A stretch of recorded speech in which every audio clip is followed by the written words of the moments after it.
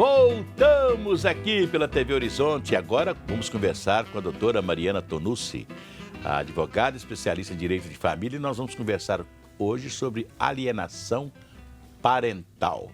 Vamos explicar tudo outra vez, porque eu sei que quando a gente fala de alienação parental tem que explicar para os nossos telespectadores o que é. Isso Bom mesmo. dia. Bom dia, Cir. Bom dia, Bom Patrícia. dia. Bom dia a todo mundo que está em casa. Na verdade, a alienação parental ela já acontece há muito tempo. Mas o nosso ordenamento jurídico resolveu nomeá-la assim para o mundo jurídico a partir da lei sancionada em 2010, né? A lei 12.318. O que é alienação parental?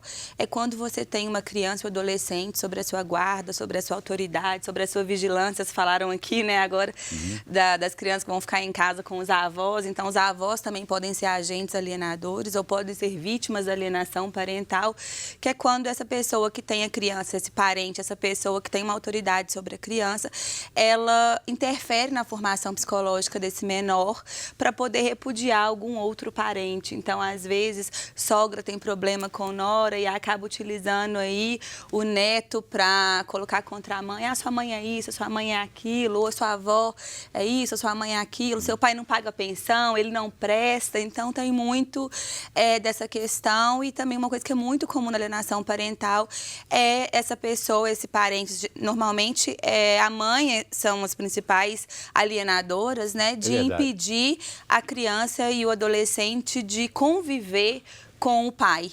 Nessa figura que é importante para a formação do caráter, da personalidade. Então, não permitir que o pai participe de consulta médica, não permitir que o pai desfrute do período das férias. É aquela mãe que está sempre dando uma desculpa, né? Fazendo a criança de troféu. Tem muitas crianças nessa situação? Sim, infelizmente. A gente não fala nem que é um troféu, mas às vezes utilizando como moeda de troca. Se seu pai pagar a pensão, eu deixo ele ver um desaforo. O pai que não paga a pensão, ter essa convivência com meu filho. Ou então, estou magoada com a separação e acabo utilizando o filho ali como um instrumento para atingir o outro, para punir, né? É igual nós falamos aqui outro dia, né, Patrícia, de uma mãe que está reclamando que o pai não quer dar licença, não quer autorização para viajar nas férias. Com ela, né? Nas férias, né? É um tipo de alienação, né? O pai que se recusa a autorizar a criança para viajar, por exemplo, ele fala, não precisa, não é necessário viajar nas férias. E não mostra aí cada caso é um caso, a gente não pode também generalizar, porque já teve casos, às vezes, da autorização não ser concedida porque vai perder aula e acha que isso não é o ideal, ou tem medo que essa mãe ou esse pai saia para fora do Brasil e não volte mais, e aí dificulte a localização desse menor. Então, assim, não significa que não dar autorização vai ser configurado um ato de alienação parental. A gente tem que verificar, cada caso é um caso, mas se está no meu período de convivência, meu período de férias, é importante que a criança desfrute desse momento de lazer, porque você está ali no dia a dia com o filho. É diferente de você tirar um período de férias para se dedicar mais a ele, de permitir que essa criança conheça outros lugares, vivencie outras culturas. Então, não dar autorização por mero capricho, sim, pode ser considerado um ato alienador. Tem pergunta aí, Patrícia? Tem pergunta, mas antes eu que estou com uma dúvida. Você que é mãe, que é pai, que acha que está passando por essa situação, né? Às vezes tem uma recusa aí do pai, ou é aquele pai que vai visitar a criança, a mãe toda hora, não, a criança vai para uma festa. Como proceder nesses casos, doutora Mariana? O que a pessoa, o genitor que se sente excluído, né, dos atos do dia a dia da criança, pode fazer? Como se livrar dessa alienação?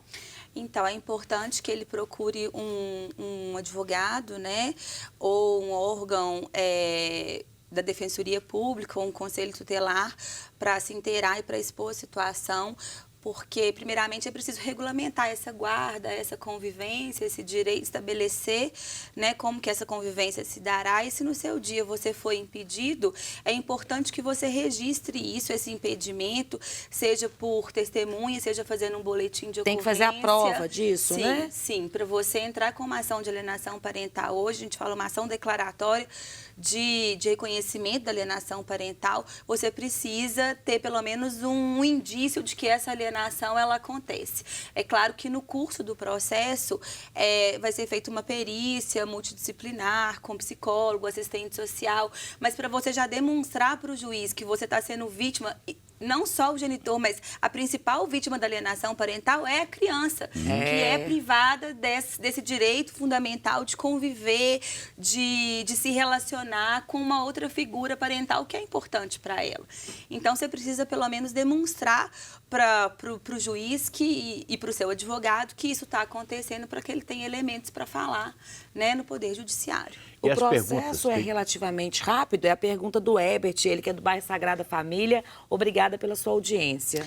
A duração. Infelizmente, a justiça brasileira ela tem esse defeito de ser morosa.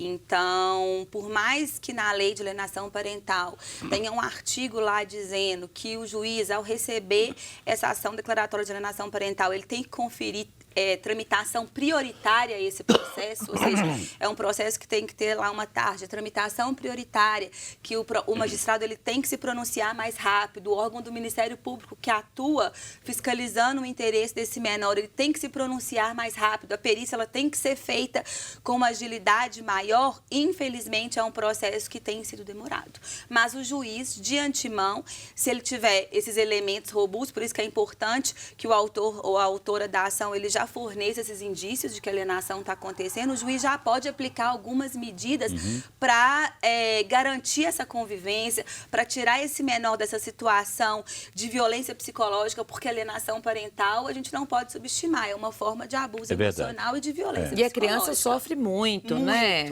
Dependendo do caso, a criança ela vive um conflito de lealdade, né? Assim, porque se tem um agente ali, o pai ou a mãe, pressionando ela, que você não pode com seu pai, você não pode gostar de seu pai, você não pode gostar da sua mãe. Até aquela pergunta, né? Gosta mais do seu pai ou da sua mãe? Isso é, assim, uma crueldade com... Eu acho que nós que somos mães, né? Os filhos a gente acha que é tudo nosso, né? Só da gente, né? A gente esquece. Mas essa chamada alienação aí acontece muito entre os adultos. Há pouco tempo eu presenciei um caso desse, né? Um sogro com 2 genros, né? Um genro pergunta, o senhor gosta mais de mim ou de fulano? Eu gosto mais de você e tal, não sei o que. O outro ficou melindrado e falou assim, a partir de hoje você não entra mais na minha casa. Mas eu acho que o ser humano tem essa característica, a gente quer se comparar o tempo todo, né? A gente não está preocupado só com a gente tem que estar preocupado. E o sogro está assim doente, né? Então ele deve ter falado, não sei, né? Brincando às vezes, eu sou melhor que o outro, eu tenho que se viver. A melhor competição é com a gente mesmo, né? Se eu sou melhor hoje um pouco do que eu fui ontem, essa é a melhor competição, né? Porque nós somos únicos. Não é mesmo? Mas vamos às perguntas, que tem muitas. A Rosilene, ela que é de Caeté, obrigada pela sua audiência. Tem um filho, mas eu nunca gostei que o pai pegasse para passar os dias de visita. Não confio na família do pai. E por isso comecei a agir assim, praticando alienação parental. Só que eu fui condenada. E agora ela quer saber qual o risco de ter a guarda revertida? A mudança da guarda, né? Que ela que está com o filho. Ela quer saber se, devido à alienação parental, ela corre risco de perder a guarda. Então, reversão. Ela já falou que ela foi condenada. Eu imagino que ela esteja falando que ela foi declarada uma genitora alienadora. E o juiz ele pode aplicar várias medidas de acordo com o que ele considera o grau que a alienação ocorreu, se foi uma alienação mais branda, se foi uma alienação em um estágio mais avançado. O que a gente, por exemplo, vê quando há falsas denúncias, né? A alienação parental, o ápice dela, quando tem uma denúncia falsa de que o pai abusou sexualmente do filho ou que forneceu bebida alcoólica para o filho, isso gera um processo criminal, a gente já fala que isso é o ápice da alienação parental.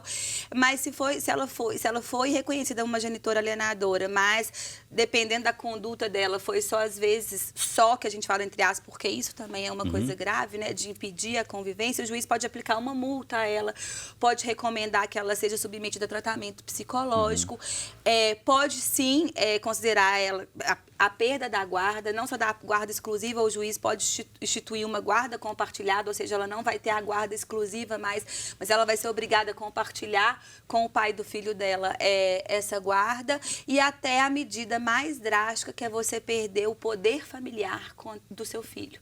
Que é você não poder grave, mais né? vê-lo, não poder mais conviver e não poder mais tomar nenhuma decisão com relação a esse menor. Aconteceu um fato assim, mais ou menos desse tipo, porque um casal que se separou, a criança de 2 anos, o pai ia buscar o menino para ver, para passear, mas só que tem que ir na moto.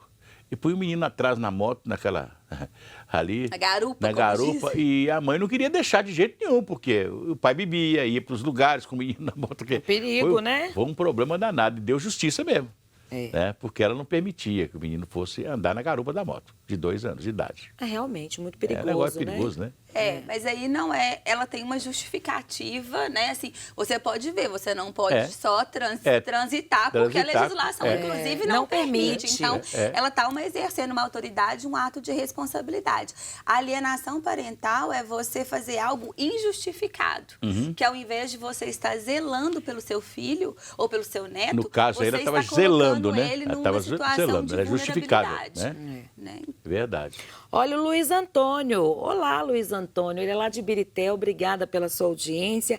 Ele está falando que é avô e que a ex-nora dele faz isso. Pratica alienação parental. Não deixa ver o neto, está sempre dando desculpas. Ele quer saber, eu como avô posso entrar com um pedido da alienação parental?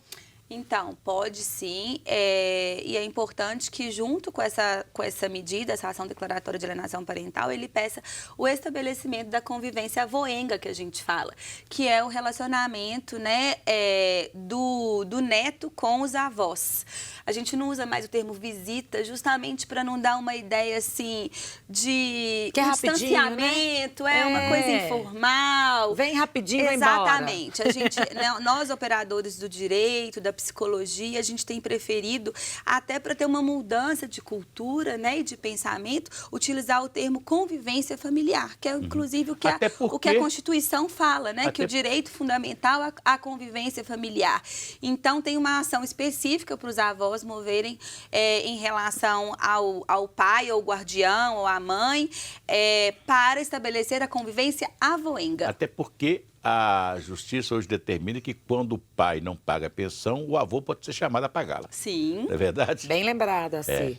Então, direitos e deveres. E deveres, né? A A convivência realmente dá essa ideia de continuidade, né? Sim. Visita é muito rápido, né? 5 minutinhos, visita de médico. Então, a Maria das Graças, gente, ela é lá do bairro Calafate, obrigada pela sua audiência. Ela quer saber qual a diferença entre guarda compartilhada e guarda alternada.